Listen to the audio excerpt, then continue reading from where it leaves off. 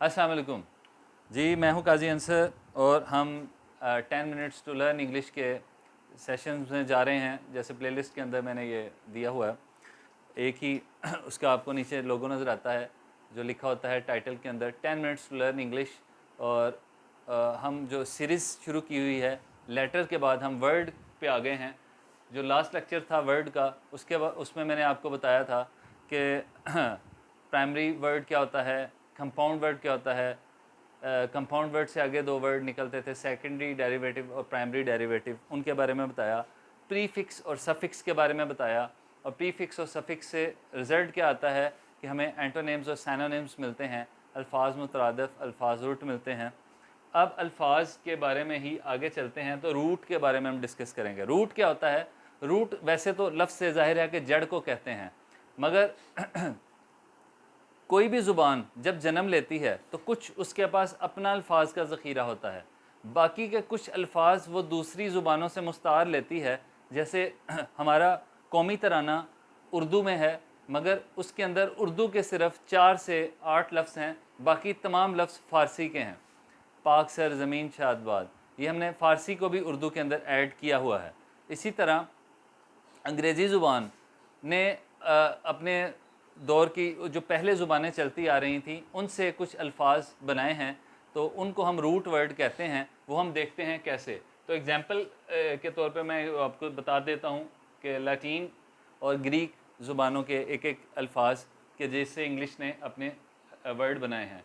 तो रूट की डेफिनेशन क्या है? Root is a simple element common to a word of a same origin, यानी उसका माखज़ कोई और ज़ुबान होती है और जिससे वो लफ्ज़ जन्म लेता है। तो हम देखते हैं कि अंग्रेज़ी ज़ुबान के अंदर लैटिन रूट कौन सी हैं। लैटिन यानी लातीनी ज़ुबान, जो काफ़ी पुरानी ज़ुबान है। लैटिन के अंदर हम एगर, लफ्ज़ है एगर, एगर को अगर हम ट्रांसलेट करें तो ये फील्ड बनता है। अ फील्ड, खेत,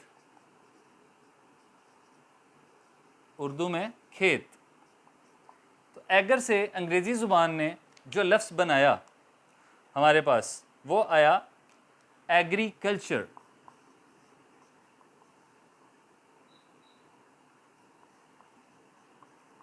यानी खेती बाड़ी। ठीक है, तो इसी तरह एग्रीकल्चर का लफ्ज़ बेसिकली आया अ रूट, लैटिन रूट से, दैट इज़ एगर। और इसी तरह लैटिन का एक और हम देख लेते हैं एग्जाम्पल, बैनी। बैनी लफ्ज़, इसका मतलब था अच्छा, गुड, फ़ायदेमंद। अंग्रेज़ी ज़ुबान ने इससे लफ्ज़ बनाया बेनिफिट, फ़ायदा या फ़ायदामंद। इसी तरह हम चले जाते हैं सम ग्रीक यानी यूनानी ज़ुबान, ग्रीक रूट्स की तरफ। ग्रीक के अंदर हमें ऑटोस लफ्ज़ मिलता है, ऑटोस, ऑटोस या ऑटो। इसका मतलब था सेल्फ, यानी खुद ही। अंग्रेज़ी ज़ुबान ने इससे बहुत से अल्फाज बनाए, यानी ऑटोग्राफ, जो आप साइन करके देते हैं किसी को, ऑटोकार्ट, ऑटोमेटिक, खुदकार, और ऑटोबायोग्राफी। तो ये उसकी डेफिनेशन पर बिल्कुल पूरा उतरता है। ये 4-5 लफ्ज़ जितने भी बने हैं, इनका रूट ग्रीक वर्ड ऑटोस है, जिसका मतलब सेल्फ था। इसी तरह एक ग्रीक वर्ड है बायोस। बायोस का मतलब लाइफ था, यानी जिंदगी। अब इंग्लिश ने इससे एक मजमून जन्म दिया नया, बायोलॉजी, जो आप पढ़ते हैं। ठीक है, बायोस से बायोलॉजी और बायोग्राफी। तो इसका root word Greek word bios था। इसी तरह जियो, एक लफ्ज़ है जियो, जो टीवी चैनल भी है जियो। जियो का मतलब था अर्थ, ज़मीन। इससे अंग्रेज़ी ज़ुबान ने ज़मीन का इल्म, जियोलॉजी, जो ज़लज़लों वगैरह की पैमाइश करते हैं, जियोलॉजी वाला। इसी तरह जियोग्राफी, जियोग्राफी चैनल। तो ये थे अंग्रेज़ी ज़ुबान में कुछ लफ्ज़ जो दूसरी ज़ुबानों के रूट से लिए गए और उनको इसमें फ़िट कर दिया गया। इस तरह ज़ुबानें अदब जन्म लेता है और इन्हीं असूल व ज़वाबित जो हम पढ़ रहे हैं इनको ग्रामर कहते हैं। उम्मीद है आपको एक कंटेंट पसंद आया होगा, तो ये इसको मिस ना कीजिएगा। ये प्रीमियर कंटेंट है जो आपको मुश्किल से मिलता है या टीचर्स आमतौर पे बताते नहीं हैं। अब हम वर्ड में आगे थोड़ा सफ़र करते हैं, देखते हैं नेक्स्ट हम क्या करने जा रहे हैं। रूट के बाद, रूट बताई मैंने आपको, कुछ लैटिन और कुछ ग्रीक रूट्स बताई। अब हम वर्ड के अंदर कॉनोटेशन और डेनोटेशन को देखते हैं। कॉनोटेशन और डेनोटेशन, डेनोट से निकला है डी फॉर डेनोटेशन और डी फॉर डिक्शनरी, ये याद रखिएगा। जो असल मानी है लुगत के मानी, किसी भी लफ्ज़ को अगर देखना हो, उसके मानी देखने हो, तो हम लुगत यानी डिक्शनरी के अंदर उसको देखते हैं। तो ये डेनोटेशन डिक्शनरी के मानी है। तो इसकी एग्जांपल और इसकी डेफिनेशन कुछ इस तरह की होगी कि डेनोटेशन इज़ द रियल और dictionary meaning of a word. ठीक है, फॉर एग्जांपल हम अगर स्नेक को, लफ्ज़ है एक स्नेक जिसका सबको मालूम है सांप, अभी अपनी डिक्शनरी खोलें और इस लफ्ज़ को देखें तो आपको इसके डिक्शनरी के अंदर मानी an insect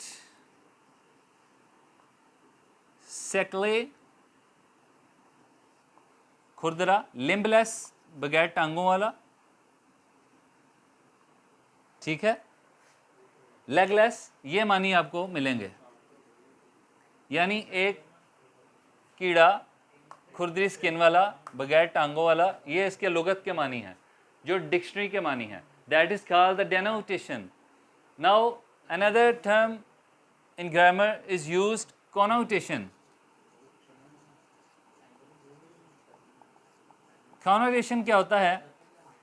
cis connotation, see connection, connect से याद रखिएगा इसको, कनेक्ट। यानी इसकी अगर हम डेफिनेशन देखें तो डेफिनेशन इसकी होगी, connotation refer to the an idea it is suggested by और associated with the word. It is not the real meaning और not the dictionary meaning, it is the connected meaning of a word. जो लफ्ज़ के मानी किसी लफ्ज़ से मंसूब हो जाएं, मसलन सूरज, तो इससे मंसूब है रोशनी, ठीक है। अगर हम चांद मंसूब, इससे है अंधेरा, रात मंसूब है इससे। यानी चांद का मतलब रात नहीं है, चांद तो एक सियारा है। अगर उसका मानी देखा जाए तो प्लैनेट जैसे हमारा एक सियारा है, इसी तरह चांद भी एक सियारा है निज़ाम शमसी का, सोलर सिस्टम का। तो वो उसके डिक्शनरी के मानी होंगे, मगर उससे जो मंसूब मानी है वो शायरों ने, जैसे चांद जैसा मुखड़ा, तो ये कनेक्टेड मानी है जो शायर अंग्रेज़ी ज़ुबान में इस्तेमाल करते हैं नज़मों में, पोइम्स के अंदर। तो कॉनोटेशन का हम एग्ज़ाम्पल भी ले लेते हैं, स्नेक की एग्ज़ाम्पल लेते हैं।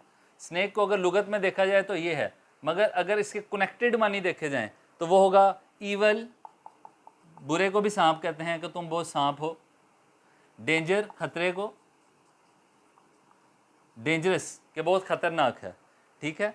और फैटल यानी पुरखतर, जानलेवा, मार देने वाला, ठीक है, ये से है सजेस्टेड। और पॉइजनियस यानी जहरीला, तो ये इससे कनेक्टेड मानी है स्नेक के। स्नेक का असल मानी इंसेक्ट या लिम्बलेस है, सेकले है। तो ये थे कॉनेटेशन और डेनोटेशन। उम्मीद है आपको ये भी मालूम हो गया होगा।